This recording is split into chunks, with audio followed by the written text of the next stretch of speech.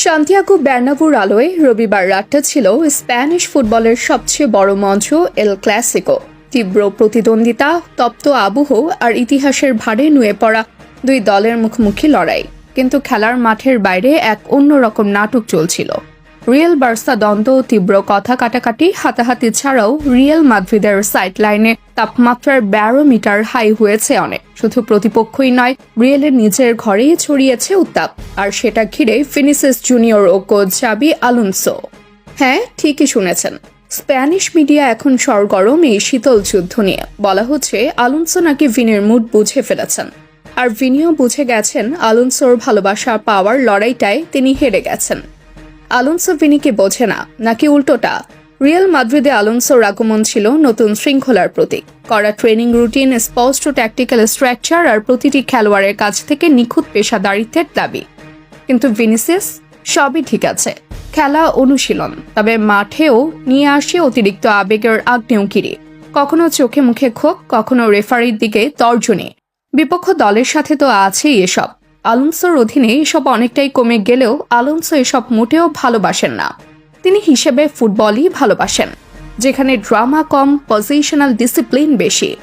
আর ভিনির ডিএনএতে আছে পুরো উল্টো জিনিস, স্পার্ক, ইমোশন, রাগ, হাসি, সব একসাথে। তার থেকে বড় বিষয়, সবই লাগামহীন। এল ক্লাসিকোর সেই মুহূর্তে দ্বিতীয়ার্ধে যখন আলোনসো তাকে বদলি করলেন, তখন বার্নাব্যুর আলো যেন কিছুটা নিভে গেল। ক্যামেরায় ধরা পড়ল ভিনির রাগী মুখ, ঠোঁট কেঁপে উঠছে, চোখে রাগ আর দৃষ্টিতে এক রাশ ক্ষোভ। কোচকে উদ্দেশ্য করে বলেছেন, কেন বারবার আমি ভিনি, হ্যাঁ আমি ভিনি, রিয়েল ছাড়াতে হবে। বেঞ্চে না বসে সোজা টানেল পেরিয়ে চলে যান। টিম ম্যানেজারের সঙ্গে কিছু একটা বললেন, হাত নেড়ে কিছুটা বিরক্তি ছাড়লেন। সব মিলিয়ে স্প্যানিশ মিডিয়াকে কন্টেন্ট দিলেন 3 সপ্তাহের জন্য। মজার ব্যাপার হলো, কোচ তো আর এসব না বুঝে খেলোয়াড়কে বসান না। আলোনসো জানেন, ভিনি যদি আজ শাসন না পান, কাল দলের নিয়ন্ত্রণ চলে যাবে পুরোপুরি ইমোশনের হাতে।